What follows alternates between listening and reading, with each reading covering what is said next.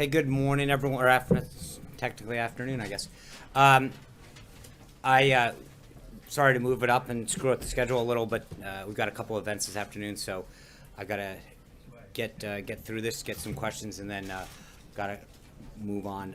But we've got two more on-camera briefings the rest of the week. So this morning, the president just wrapped up, or is continuing to. I know some of the pool just left, but the president is currently hosting an opioid and drug abuse listening session with senior administration officials, governors, experts in the psychology of drug addiction, recovery awareness advocates, and others who've been affected by the opioid crisis. Drug abuse has crippled communities across this nation. In 2015, more than 52,000 Americans, that's 144 people a day, died from a drug overdose, with 63% involving an opioid, according to the CDC. Drug overdoses are now the leading cause of accidental death in our country. As the president discussed with the group this morning, we won't be able to address this epidemic with a single solution. First, we must get struggling Americans the help that they need. Too many families have seen firsthand the destruction that drug abuse can bring, and we must also focus prevention on law and enforcement. Cheap heroin is flooding into our communities as drug cartels expand into the country, setting off a chain reaction of addiction that spreads from person to person and from family to family. President Trump has already taken executive action to strengthen law enforcement and dismantle criminal cartels. He and his team will continue to discuss how best to root out this threat to American communities with drug enforcement experts as we continue this fight. Stopping this epidemic is an issue that every American, regardless of your political background, can and must get behind. We must work together, from the leaders of the most local and community recovery and support programs, all the way to the White House, to solve this problem. The White House took a big first step this morning in our battle to combat drug addiction and the opioid crisis by meeting with these individuals, which included New Jersey Governor Chris Christie, who has been a leader in this issue, Attorney General Sessions, Education Secretary DeVos, Veterans Administration Secretary Shulkin, Homeland Security Secretary Kelly, and others were in attendance. A full list of participants has been provided. I will say, I know the pool was just in there. It is some of the stories from some of the individuals who have been involved in this with a family member are unbelievably compelling. Their desire to see and to work with the administration to get this problem addressed is one that is plaguing communities, and I know the president places it at the highest priority. There was a mention by the acting administrator of the DEA that they have a program where twice a year they gather unwanted drugs. Last year they gathered over 1 million pounds of unwanted drugs. There's 5,000 sites in which people across America can drop off stuff in their medicine cabinet that is no longer used to get it out of their house. The next drop-off will be on April 29th, and I think the DEA will be putting out more information. But when you see some of the action that was taking place in this report, it is truly a call to arms for a crisis that is plaguing our country. This afternoon, the president will drop by the Women's Empowerment Panel that the White House is hosting, led by Florida Attorney General Pam Bondi, Education Secretary Betsy DeVos, Small Business Administrator Linda McMahon, U.S. Ambassador to the United Nations Nikki Haley, Senators for Medicare and Medicaid Services Seema Verma, who will all speak about the unique challenges that women and young girls face today.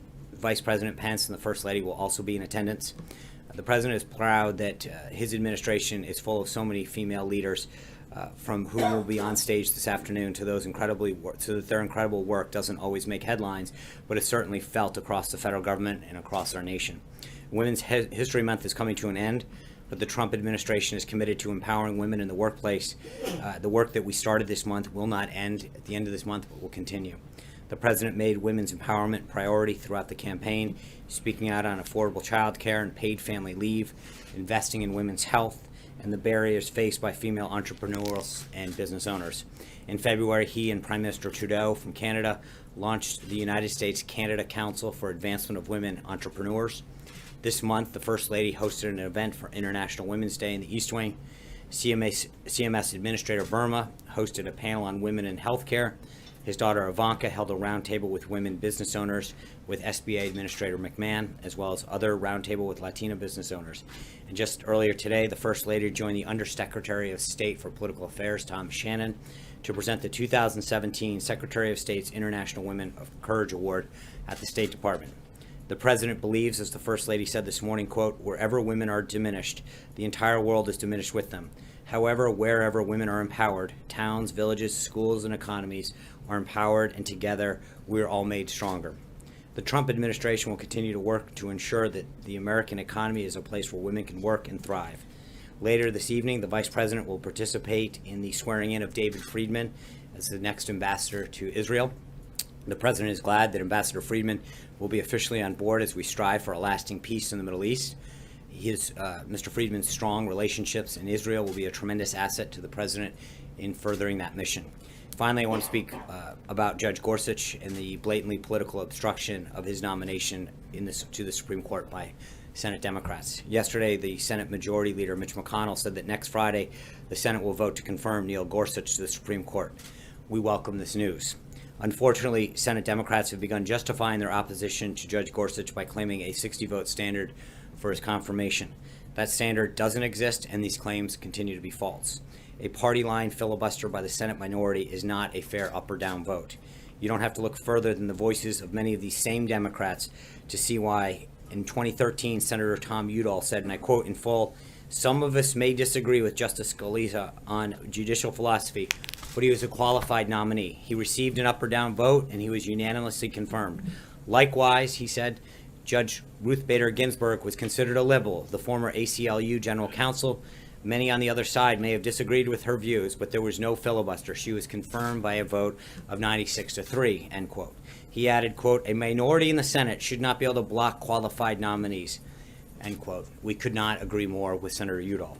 Unfortunately, he has now adopted a new party line of obstruction in blocking a fair up or down vote on the confirmation of Judge Gorsuch. It's both sad and unfortunate, and we encourage all senators from both parties to fairly evaluate the judge's eminent qualifications and grant him an up or down vote. With that, I'd be glad to take your questions. April, Well, thank you, Sean. how are you today? I'm fine, and how are you? Fantastic. Well, Sean, going back to some issues that are in the news, Nunez is not going to recuse himself. In the midst of all of this back and forth, what does the White House say about that? Well, April, the White House, as I think I mentioned this yesterday, I mean, he's conducting an investigation. He is the elected or appointed, I can't remember how they do HIPSI over there, but appointed and confirmed, or however but by his colleagues in the House and the Speaker. He is the chairman. He's conducting an investigation. It is up to the House of Representatives and the Speaker and the members of the House Republican Conference to determine. But I mean, there's nothing that I see that is problematic in him conducting an investigation that we asked both the House and Senate Intelligence Committees. What are the conversations the President is having with Paul Ryan about this? Because many, to include Dems and Republicans, are talking about what looks like impropriety in the Intel chief's handling of this so far, particularly as there's not a hearing right now. Well, I would take issue with I think you're right that there may appear to be certain things, but I don't think there's any actual proof or sustaining allegation about anything that's done. Again, I mentioned this yesterday. If you look at what Chairman Nunez has done, he has met with people who are cleared to discuss classified information regarding a review that he is conducting. That's how it's supposed to work.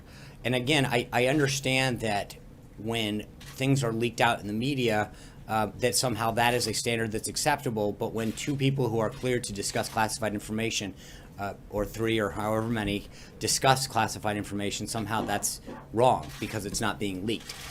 He is conducting a review, which we have supported on both sides of the chambers, and I think that they should do this. But I think to start to prejudge where this thing is going, we have been supportive of it, as you know, and I think that let's let that process bear itself out and see what happens.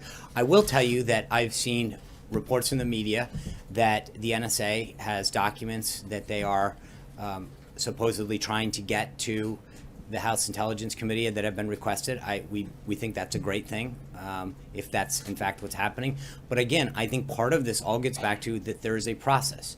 And I get that sometimes it's frustrating to us. I believe that we want this over as much as I think some of you, but we recognize that there's a process that has to take place. And that process is taking place. The chairman and the House Intelligence, and I know that Senator Burr and Senator Warner are talking about the process that they're going to go on the Senate side. Some of these things take a little bit of time. And to the extent that they are gathering the appropriate documents and looking at those things, then that's part of the process and the review that is being undertaken, and we're fine with that. And second topic, tax reform and infrastructure, reports are saying you're going to do it together. And ACA, Obamacare, going into Trump care at that time, tax reform and infrastructure were said to be some of the reasons why you did not come up in the budget with eliminating the debt. Do you have cost estimates as it relates to tax reform and infrastructure as of yet? No, because I think you need to have plans laid out first, and I think part of this is that we're in the beginning phases of both of those.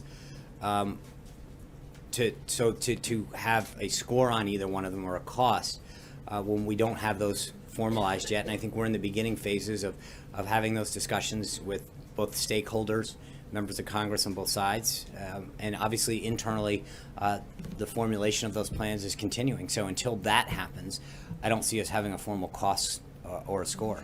CBO now? It's not a question of trust. Remember, I want to be clear about what I've said before. I think when it comes to cost estimates and budget issues, which is what CBO is charged to do, they are the Congressional Budget Office. And while I think sometimes they're a little off on that, that is what they're charged with doing. And I think there's a score where I think it's not a question of trust, it's a question of accuracy. And I think that the issue that we previously brought up was when they had scored people and coverage, which isn't necessarily their wheelhouse, they had been way off. And again, I don't think it's a question of us trusting or not. It's literally a question of saying they believed that 26 million people would be on Obamacare, 10.4 were and falling. I think that's not a question of whether we trust them or not. It's a question of that those are the facts. And those facts bear out that they were off by more than 50% when it came to counting people. And I just want to be clear that it's not a question of whether we trust them. I would ask whether that's really what they're supposed to be doing. Major.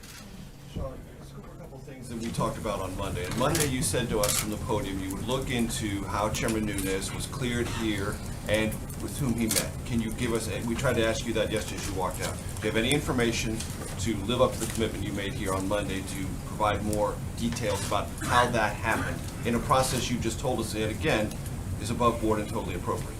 I don't have anything for you on that at this time. But again, I don't. What are you looking into?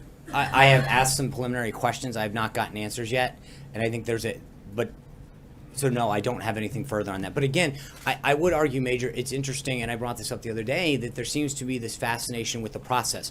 It's how did he get here? What door did he enter? As opposed to what's the substance of what we're finding. When I get, not from you, and I'm not trying to be, but it's so many times I get these calls that we have an unnamed intel source that says the following substance occurred. Do you admit it? Do you deny it? Whatever. And we have this argument over substance. In this case, the fascination is with what door did he come in? Who did he meet with? How did it get waved in? As opposed to what I think it should be, and ironically it's not when it's the shoes on the other foot, is what's the substance? Just yesterday, just to be clear, we started this day with the Washington Post falsely posting a story saying the White House blocked Sally Yates, right? By the end of the day, it's officials blocked Sally Yates. They were wrong, and they jumped to a conclusion based on whatever unnamed sources. And I think that what we're trying to do is argue that there should be a process. The chairman of the House Intelligence Committee and others are going through a review. We support that review. And so as much as I understand that everyone wants to jump to how did everyone get in? What did they do? They're undergoing an investigation. I have a substantive question about that. Okay. But I'm just asking you about something you told us. No, I said I would look into it. Are you going to continue to look into it? I will. I will look into it, and whether or not. You live up to that obligation. I will. But the obligation is I said I would look into it, and I would continue to do that. Okay. So you said yesterday about Sally Yates, show what you know. Well, one of the reasons that there's this question about Chairman Nunes is he hasn't told his own committee members what he knows, how he learned about it, and what the substantive importance of that is. So we are also curious about that. And among the things that might be or might shed light on that, is how he got here and who he met with and what he learned. Right. We're trying to figure that out as well. I understand, and I think those are questions for Don't him. you wanna know those And I think, I also think, standard he but should be I held think to? that, Major, that there's a slippery slope that we're talking about here, because if we start looking into certain things, then the accusation the next day is gonna be, you know, you looked into this, can you look into that? Why did you ask this person or not? I mean, a couple of weeks ago when there were stories about whether or not we called certain people and we didn't. So we're damned if we're doing, we're damned if we don't on this stuff, because on the one hand, you want certain answers. On the other hand, you want to talk about us being involved. And I think we've tried to keep, if we asked for an investigation, and at the same time, we've tried to make sure that we allow that review to go on, that both the House and the Senate Intelligence. So we can't cherry pick every time that you decide that a piece of information is relevant to what you want. I think that we know that they are undertaking a review. Hold on. What's going on? And the members of the very committee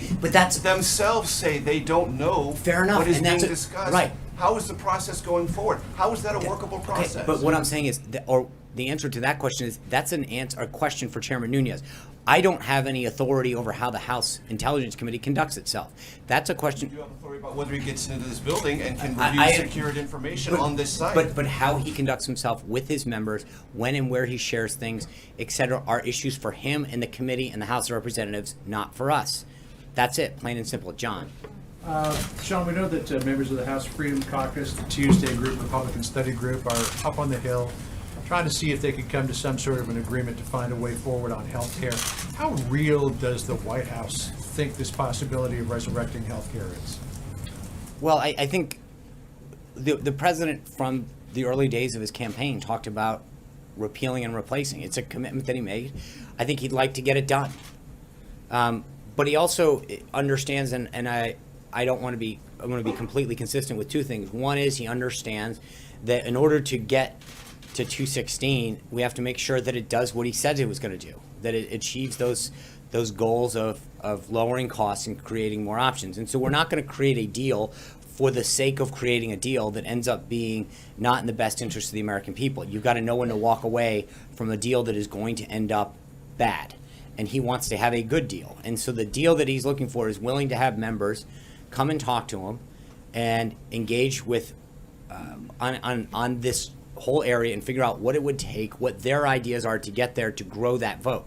And if they can do that and get to an area where we will have a majority of the House and can move it to the Senate, then we're going to engage in that. But we've seen members of both sides of the aisle engage with the White House on ways that are potentially ways to get there. And so it's a conversation, and we're not trying to jam that down anyone's throat right now. It's an ongoing discussion. Does the White House share the frustration of many Republicans in Capitol Hill and the sentiments that the House Freedom Caucus, quote, botched this? I think the president's comments on this speak for themselves. I just have one more. Of course. And on the same thing. The president and members of the White House have suggested that maybe we could get some Democrats on board, healthcare reform. That the fact that no Democrat, not even one Democrat, supported the last attempt, and given the desires of the Freedom Caucus versus what the Democrats would be looking for, is it reasonable to think that even one Democrat would come on board this? No, I mean, I think it is not unreasonable to. No, I said, is it reasonable? I think it depends on how they want to get there. I mean, again, there's a balancing act. It's not about just picking up one. It's picking up enough to get to 216, and it's what does that take without compromising the principles that you want to achieve. So is it possible? Sure, that there's a handful or so, or maybe more Democrats that are willing to engage, but it's worth the conversation. But again, isn't this kind of a Boehner tactic to say, okay, if you're not going to work with us, It's not- House no, Freedom it's a- Caucus, we're going to go to the Democrats? no, it's a tactic to get to. I mean, it's a math tactic. It's how do you get to 216 in this case, and it's engaged with whoever will get you to that number. Now, as I mentioned yesterday, I mean, over the course of 17 months, Obamacare, failed and started multiple times. It went off on multiple different tracks, including single payer, until it finally came back. And ultimately, upon Scott Brown's election, they jammed it through and did it so quick to make sure that the Secretary of Human Services. But I get it. And so we're 21 days into this process, 22 probably today. So we'll see. But I think the idea that the president has put out there is that if people want to float ideas and suggestions on how we can grow this vote and get to a majority, he'll entertain them. Tamara. Yeah, thank you. I have sort of a lightning round about opioids. Is a commission being created? Is Chris Christie the head of that commission? He was sort of talking about it, but I haven't seen anything on it. And what sort of timeline will that commission have in terms of presenting findings, or what's the goal of this thing? Well, I think it's easier to start with the goal. I think if you see the roundtable, and I know the pool will have a readout of this afterwards, the goal is to figure out, I think Governor Christie's been a leader of this in New Jersey. It's an issue that plagues countless communities more and more. And so, whether it's New Hampshire or other places in the Midwest, it's sitting there and figuring out best practices and how can we get it down and how can we provide the treatment. I think the DEA administrator was noting in the discussion that we've gotten really good at law enforcement, right? But the question is, how do we focus on the treatment? How do we focus on the prevention? How do we look at things that happened in the past to deter drug addiction from starting in the first place and to deter young people in particular from starting with drugs? To now, how do we help families cope with this? There's a lot of it, and I think today is the first step of bringing some of these stakeholders together. But like I just mentioned on the other thing, I appreciate that everyone wants the answers, but I think that there's a reason that you're looking at this as two things: a whole of government and a whole of person, right? It's looking at how do we look at people to help them get the recovery, stay clean, not start in the first place, help them get them into treatment centers, help them get a job afterwards. There's a lot of whole of person, but then there's a whole of government. As I mentioned, you're looking at around that table today, you've got families and parents and individuals who have been personally affected in one way, shape, or form. You've got Governor Christie, who's dealt with it at a state level. You've got Pam Bondi, who's looked at it from a state level. You've got Secretary Kelly, who's looking at it from Homeland Security, DEA, who's looking at it partially from a law enforcement. Then you've also got Secretary of DeVos, who's looking at it from an education and a prevention. And it is a big, big issue that is plaguing our country, plaguing our communities, and plaguing our families. And so I wish I could give you an answer and say this is how we're going to solve the problem. But I think the first step is understanding the problem, the magnitude of it, and looking at how we approach it holistically. Yeah. The timeline for them coming back with findings, and then the president, when he was campaigning, seemed to endorse the STOP Act, which would prevent fentanyl from being imported, helped prevent fentanyl from being imported from countries like China. Would he use his presidential bully pulpit to sort of push for that legislation now, which has not really gotten off the ground yet over in Congress? That was one of the, not the specific piece of legislation, not the topic in particular, but I think there was a lot of discussion about fentanyl and the rise of it today. And I think the Attorney General brought that up and was talking about the escalation of that from the 1980s to now. And so there is a look at it. But I again, as I mentioned, you've got the Attorney General there, law enforcement, education. Part of this is to really look at this and figure out what are the ways that we can address it from coming into the country. And the DEA administrator was talking about it, especially the flow from the southern border. But then you look at it from a law enforcement issue, a prevention issue, and a treatment issue. And this is I wish I could give you a really easy answer and say, here's the silver bullet that's going to stop this.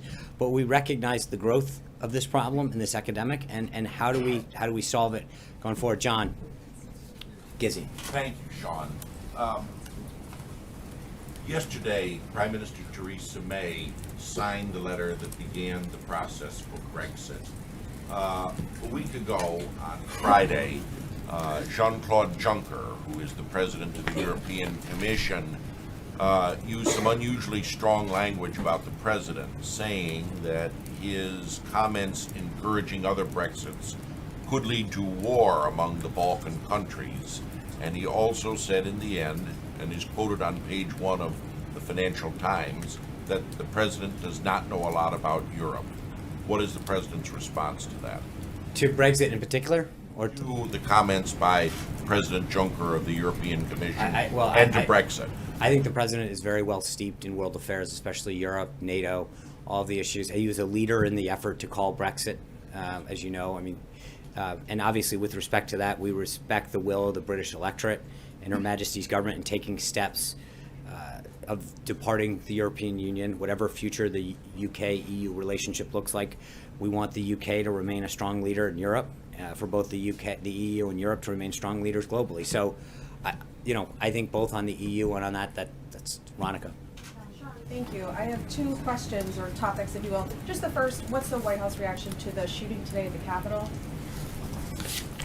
Well, it sounds like a very troubled individual. Obviously, I'll let law enforcement read that out, but I don't want to get ahead of. From what I understand and what I've seen, it sounds like a very troubling instance. I think, again, I don't want to get ahead of this, but it looks like law enforcement. I appreciate the efforts that the Capitol Police and others took. I mean, you literally watched people put their lives in harm's way today to protect tourists and other citizens, and so I want to commend the work of the Capitol Police and the work of law enforcement to continue to protect us at this time when Washington is in its glory with the cherry blossoms out and so many people are coming here to visit the Tidal Basin and their House of Representatives and the Senate and walk around Washington, D.C. It's reassuring to know that so many brave men and women are willing to put their lives on the line to make sure that the city stays safe. A second topic. Last weekend, the president spent the weekend here, not at Mar-a-Lago. I'm wondering, was that in any way in response to some of the pushback he's received about the cost associated with those trips? And part two of that, does he plan to be here again this weekend? So no, yes. He will. The president wanted to be here last weekend. He wants to be here this weekend. He'll be here, and then I will have updates on where he'll be going forward. But Does he feel any concern about that pushback? no, he feels great. Hunter. Thank you, Sean. President Trump is reportedly expected to sign legislation that would allow internet service providers to monitor internet activity and sell that information without users' permission. Will he be signing that legislation, and why does he think it's good for America? I'm wondering who this benefits apart from ISPs and their executives. I know the House and the Senate have just passed that. When they enroll it, then we'll have further updates on that. I'm not. When we have, I know that I believe we have a statement of administration policy on that bill out, and we have further updates on a signing ceremony. I will let you know. Doesn't this erosion of protections create major risks for people to use that information for nefarious purposes? Also, hostile nations potentially looking at what congressmen are browsing online. Like, is that concerning to the White House? I think there's, as I mentioned, that we have a statement of administration policy on that bill. That we'll have further updates, and when we do, we sign it. I'm sure we'll have further details on why. Zeke. John, two questions on two topics for you. The commander of CENTCOM was up on the Hill earlier today and testified that U.S. government believes that Russia has been supplying materially the Afghan Taliban. I was wondering if the White House has any response to that testimony, and does it believe that that's a constructive effort? I'm sorry, who's testifying? The commander of CENTCOM. Yeah, okay. That that's a constructive effort on the part of the Russian government in that region. I know there are several entities looking into this, and I'm not gonna. I will say that DoD's response speaks for itself. We understand the intelligence on this. The president's been briefed on it, so I'm not really sure what specifically you're. You're not condemning that action on the part of the Russian government right now. I think the commander, the CENTCOM commander's testimony speaks for itself on that. Second topic for you. About a month from now, the government will run out of money to acquire another CR, as I'm sure you're aware. The president talked a lot about the campaign and in his budget request, funding for a border wall on the southern border with Mexico. Is that a deal breaker for the president in any sort of government funding measure in the next month or so? So on April 29th, the CR expires, the continuing resolution, and we are going to be working with Congress on that, on the FY17 budget that needs to go forward. I know Director Mulvaney has talked about that. I'm not going to get into the specific details. I know that if you saw the budget they put out, I think it's $1.6 or $1.7 billion that he's initially put in the FY17 for the beginning of that wall, and there's 2.5, 2.6 billion isn't there. I think that is our request. We will continue to work with Congress on how to move forward with the rest of fiscal year 17's budget. Blake? Thanks, Sean. Let me pick up where John left off on healthcare. The president here last night, speaking to senators, said, quoting here, "I know that we're all going to make a deal on healthcare that is such an easy one. I have no doubt that it's going to happen very quickly." What is the renewed sense of optimism, and what exactly is very quickly? Well, I think there's a little bit of sound that needs to go with that. I think he was having a little bit of fun with some previous comments that have been made with respect to how easy it would be to get health care. But there is a renewed sense because I think, the comments and the calls that the president has gotten, as well as the vice president and other members, of the senior team that have come in and said, we believe that there is a path forward. We have some ideas. We'd like to talk to you about that. I know I've seen some of the reports that have been put out regarding some of the individual members of the Senate and the House that have been up here meeting with our team. And I think there is a lot of people who have some ideas about how to move forward.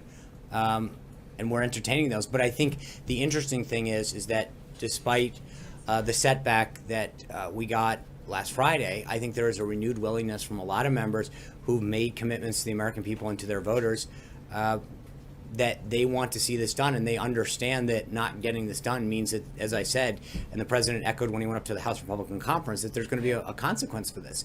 People need to be taken at their word. There's a lot of members that made a commitment to their voters, to their constituents, that they were going to get something done on this and repeal and replace it and address the healthcare situation, and that hasn't gotten done. And I think that's a concern for them. And let me ask you real quickly, you say that you embrace the House Intelligence Committee review of all of this.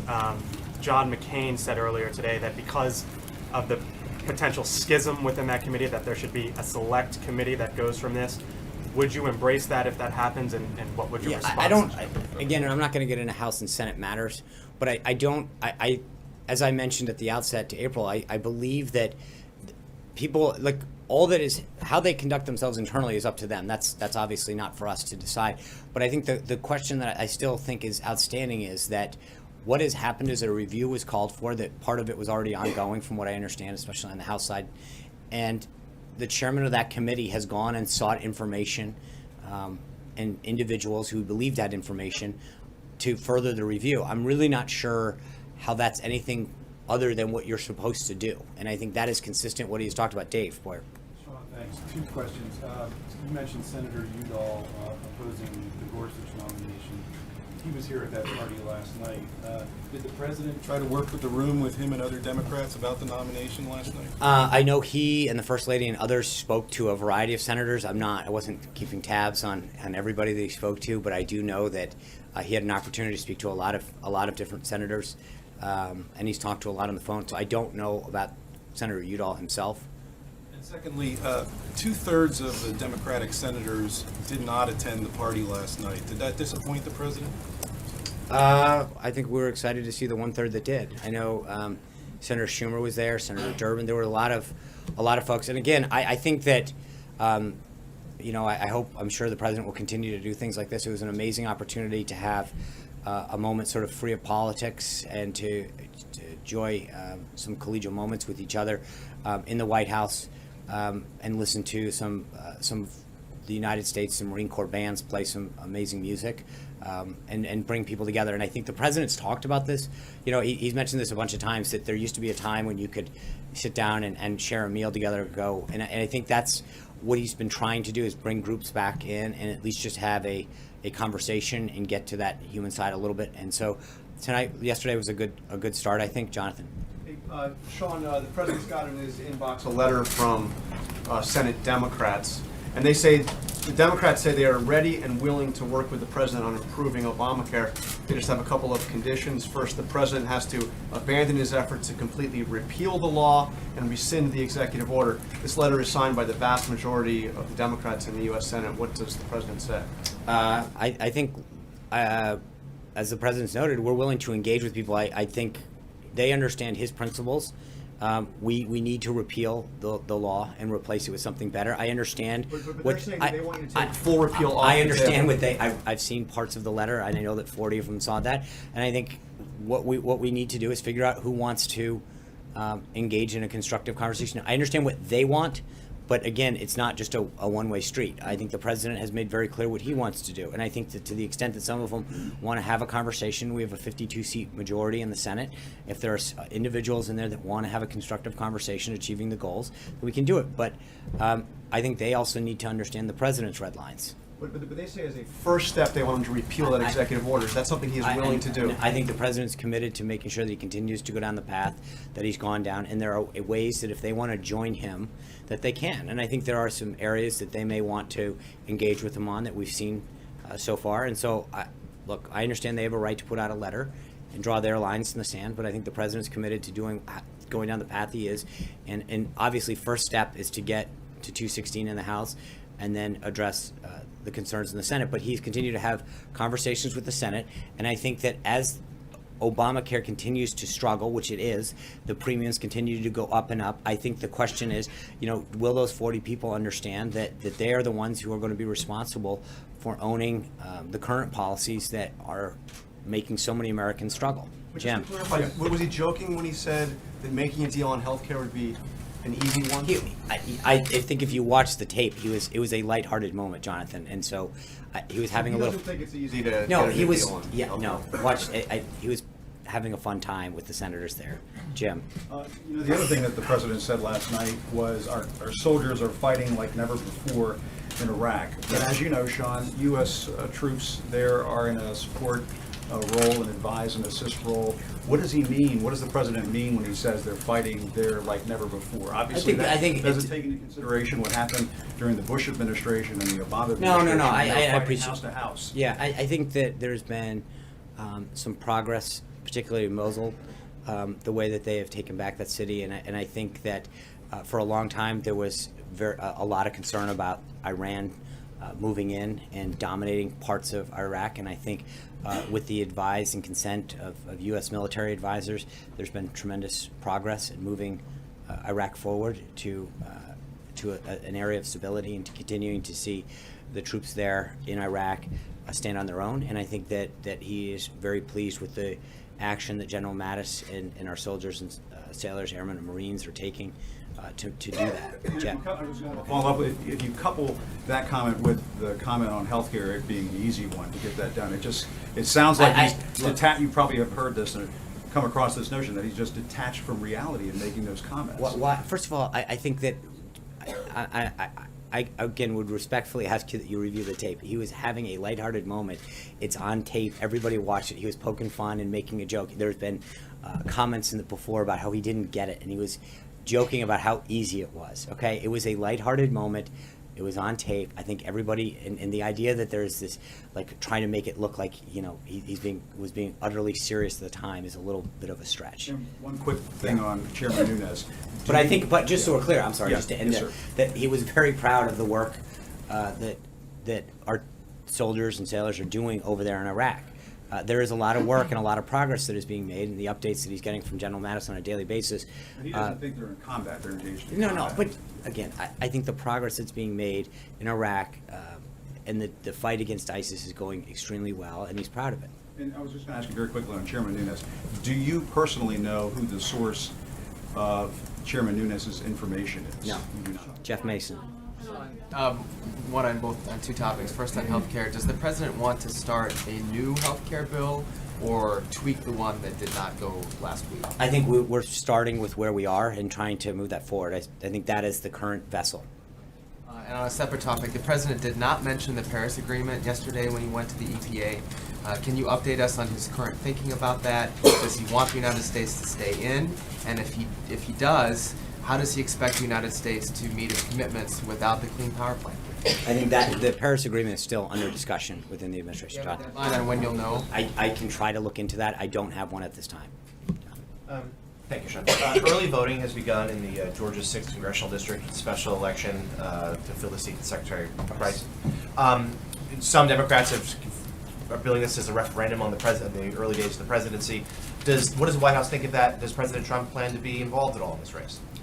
That's a good. Honestly, I've not even thought about it. I think that if needed, the president has always been very clear that he wants to support the team and help the team. Honestly, I've not tried to really focus on trying to shed that previous life a little. So I've not looked into the race in Georgia.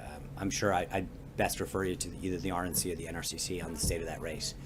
Okay, thank you guys very much. I'll see you tomorrow on Thursday. Take care. I do owe you one tomorrow, I'm sorry.